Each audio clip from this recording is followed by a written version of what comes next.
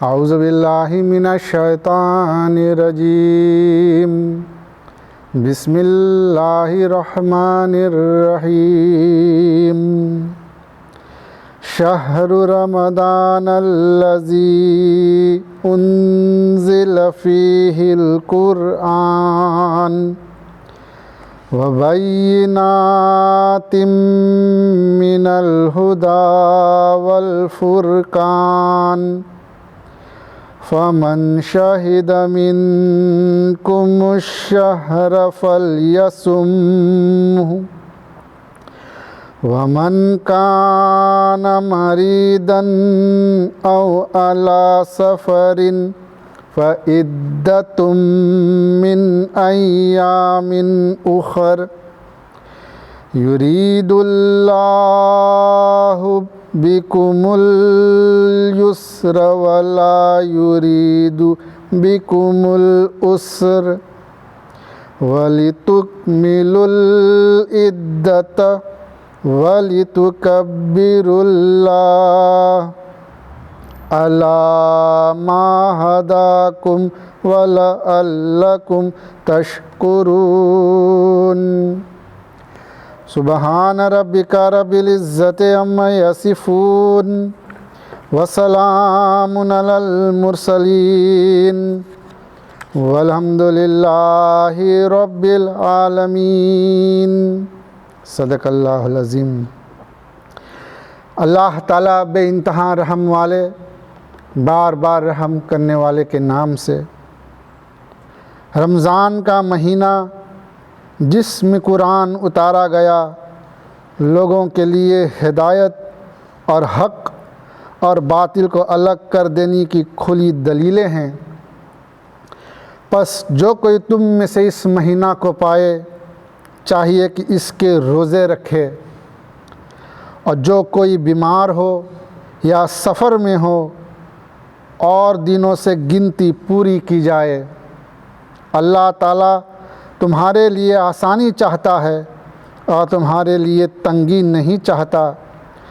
اور کہ تم گنتی کو پورا کرو اور اللہ تعالیٰ کی بڑائی کرو، اس لیے کہ اس نے تمہیں ہدایت کی اور تاکہ تم شکر کرو۔ ہمارے معزز سامعین کرام، ٹیفی کے اور ریڈیو رپار کے سننے والے، ہر ایک کو میرا السلام علیکم ورحمۃ اللہ وبرکاتہ۔ ساتھ ہی ساتھ تمام حضرات کو ماہ رمضان کی مبارکبادی عرض کر رہا ہوں۔ ضرور اللہ سبحانہ و تعالیٰ کی فضل اور کرم کہ اللہ تعالیٰ نے ہم لوگوں کو توفیق عطا فرمایا، زندگی بخشا، تندرستی دیا، تاکہ اللہ تعالیٰ کے اس پاک مہینہ کے اندر میں، اس مبارک مہینہ کے اندر میں اللہ تعالیٰ ہم سب کو جو فرض ہے روزہ رکھنے کے لیے، اللہ تعالیٰ اس فرض کو ادا کرنے کے لیے ہم سب کو طاقت دے اور قوت عطا فرمائیں۔ ہر جانتا ہے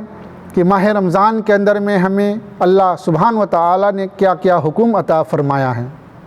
ہر ایک مسلمان یہ جانتا ہے کہ روزہ کے مہینہ میں ہمیں روزہ رکھنا ہے، لیکن جہاں پر اللہ سبحانہ و تعالیٰ نے روزہ کے لیے فرض کیا ہے، وہیں پر اللہ تعالیٰ نے فرمایا ہے کہ ہم نے چند لوگوں کے لیے اس کو ایک سوندرنگ جس طرح سے ہم لوگ کہتے ہیں، ان کے لیے رکھ دیا ہے۔ اور وہ لوگ کون ہیں؟ وہ لوگ وہی ہوتے ہیں جو بیمار ہوتا ہے یا سفر میں ہوتا ہے۔ اللہ سبحانہ و تعالیٰ نے فرمایا ہے جو لوگ تم میں سے بیمار ہو یا سفر میں ہوں، ان کو مرض اور سفر کی حالت میں، مرض مانے بیماری کی حالت میں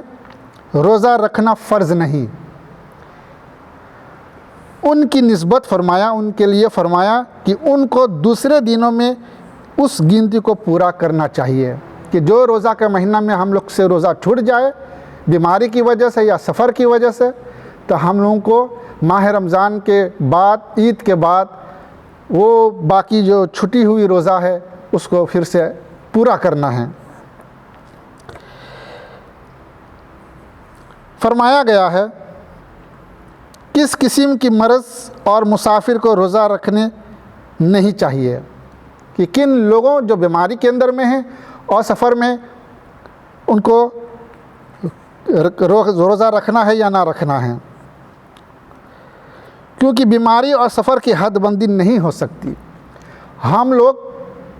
انسان لوگوں کے اندازہ نہ کر سکیلا کہ وہ کتنا بیمار ہے، اس کی تندرستی کی حالت کیسی ہے، لیکن اللہ سبحانہ و تعالیٰ فرماتا ہے اگر کوئی شخص بہانہ سے بیمار بنتا ہے تو اس کو یہ سمجھ لینا چاہیے کہ اس کا معاملہ خدا سے ہے، کہ جو لوگ بہانہ ڈھونڈتے ہیں ماہ رمضان کے اندر میں روزہ نہ رکھنے کے لیے، تو اللہ تعالیٰ فرماتا ہے کہ ان کو یہ بات جان لینا چاہیے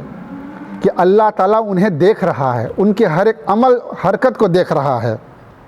اور اس کا فیصلہ اللہ تعالیٰ خود کرے گا اس سے، کہ جو نیتوں کو بہتر جانتا ہے، کہ ہمارا سوچ سے اللہ تعالیٰ واقف ہے، اس کو اس بہانہ کے لیے جواب دہی کرنا پڑے گا کہ ہر ایک عمل جو ہم کرتے ہیں اللہ تعالیٰ کے آگے ہمیں فرانتورت کرے چاہیے۔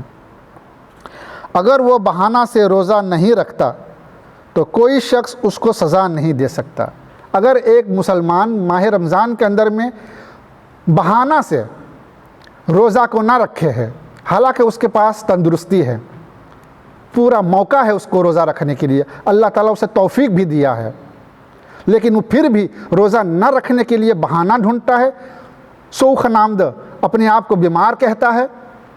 تو اللہ سبحانہ و تعالیٰ فرماتا ہے کہ اللہ تعالیٰ ایسے انسان سے اس کا حساب خود لے گا، کیونکہ اللہ تعالیٰ نے فرما بھی دیا ہے کہ روزہ لوگ جو رکھتے ہیں وہ میرے لیے ہے۔ جو شخص گھر میں چھپ کر کھا پی لیتا ہے اور اپنے آپ کو روزہ دار ظاہر کرتا ہے اس کو کون سزا دے سکتا ہے؟ اور جو لوگ کہتا ہے کہ ہم روزہ سے ہے، لیکن جب بھوک لگتا ہے، پیاس لگتا ہے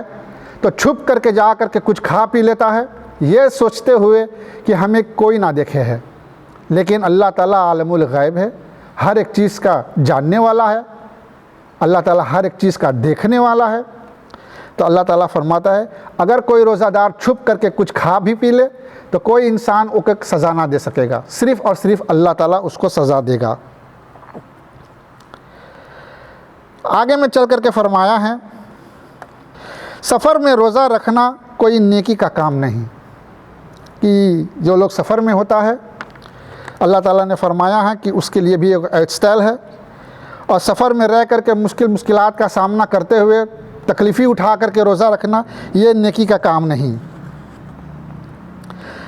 اللہ تعالیٰ تمہارے لیے آسانی اور سہولت کا برتاؤ کرتا ہے۔ اللہ تعالیٰ یہ چاہتا ہے کہ انسان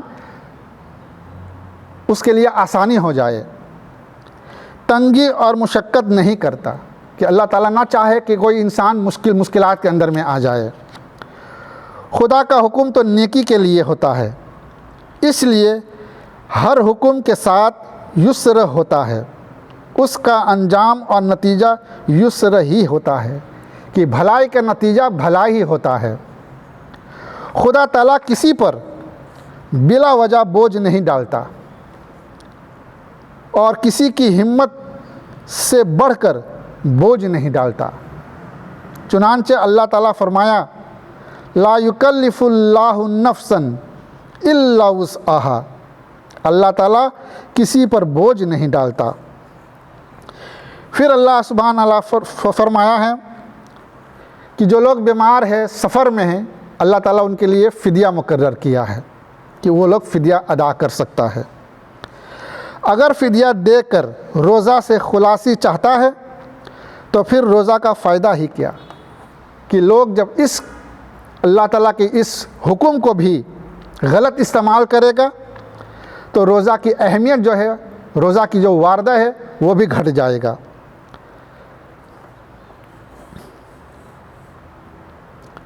فدیہ دے کر روزہ سے نجات حاصل کر لے۔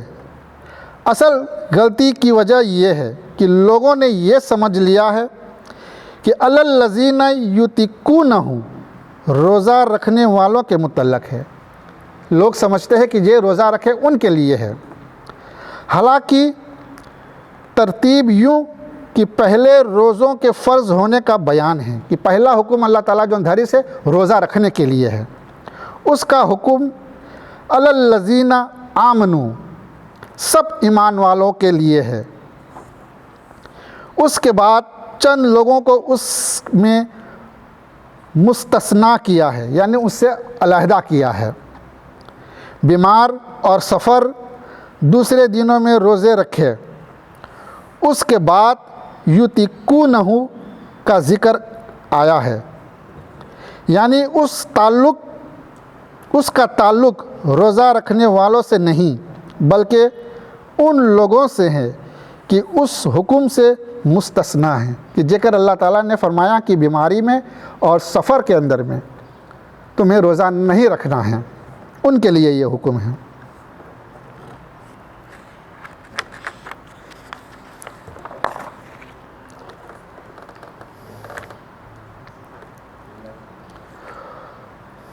ان کے متعلق حکم دیا کہ ایسے لوگوں جو دوسرے دنوں میں بھی روزہ رکھنے سے مشقت پاتے ہو وہ فدیہ دے دے، کیونکہ بیمار دو قسم کے لوگ ہوتے ہیں، ایک تو وہ جو چند دن کے لیے بیمار ہو جاتے ہیں، یعنی ایک چھوٹا تیت ختن، ایک آدھ روز ختن، اور ان کی یہ بیماری عارضی ہوتی ہے، بعد میں تندرست ہو کر ایسے لوگ روزہ رکھ لے کہ جو بیماری سے نجات پاگل اچھا ہو گل تو کہ چاہے روزہ رکھے۔ مگر بعض ایسے لوگ ہوتے ہیں کہ جو سال ہا سال تک بیمار رہتے ہیں۔ کتنی لوگ جو بیماری ہوتا ہے، بیماری کے اندر میں آتا ہے تو کچھ دن لگ جاتا ہے اس کو پھر اپناپ ہوئے کہتے ہیں۔ ایسے لوگوں کے بارے میں حکم دیا کہ وہ روزہ کا فدیہ طعام مسکین دے دے۔ دوسرے لوگ بوڑھے ہوتے ہیں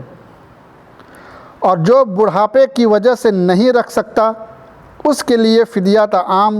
مسکین کا حکم ہے۔ ایسے لوگوں میں حاملہ اور بچے والی عورتوں کو بھی شامل کیا ہے، کہ جو عورتیں حمل میں ہوتا ہے، فروختنگ میں ہوتا ہے، کیونکہ وہ بھی تندرستی کی حالت سے نکلی ہوئی ہوتی ہے۔ دودھ پلانے کا اثر عورت کی طاقت اور قوت پر بہت پڑتا ہے، کہ ایک ماں جب ایک بچہ کے دودھ پلاوے ہے تو اوکر بدن بھی جو ہے وہ بھی تھوڑا سے کمزور پڑ جاتا ہے، اور اس لحاظ سے بھی جو عورت دودھ پلاوے ہے اپن بچہ کے، اللہ تعالیٰ ان کے لیے بھی یہ فرمایا ہے کہ وہ روزہ نہ رکھے۔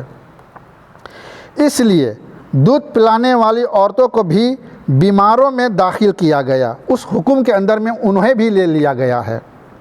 کیونکہ ان کی بیماری کی حالت بھی جلد دور نہیں ہو سکتی۔ پہلے حمل کا زمانہ ہوتا ہے کہ ایک پیریود ہوتا ہے جب وہ حمل میں ہوتا ہے، فروختے میں ہوتا ہے، اس کے بعد دودھ پلانے کا وقت 2 برس تک اسے دودھ پلاتا ہے اپنا بچہ کو، اور اس طرح سے وہ جلد فارغ نہیں ہو سکتی، اور اس سے کچھ وقت لگتا ہے اپنے آپ کو استابل بنانے کے لیے، اپناپ کرنے کے لیے، طاقت اور قوت پر آنے کے لیے۔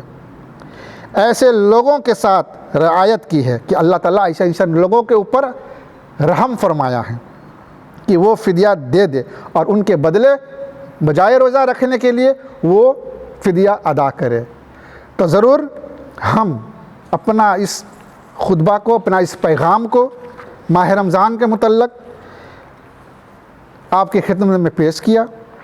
ضرور اللہ سبحانہ و تعالیٰ سے دعا کرتا ہوں میں کہ اللہ تعالیٰ ہم سب کو اس پاک مہینہ کے اندر میں پورے ماہ کی روزہ رکھنے کے لیے توفیق عطا فرمائے۔ تراویح کی نماز میں حصہ لینے کے پھر بھی اللہ تعالیٰ ہم لوگوں کو توفیق دے،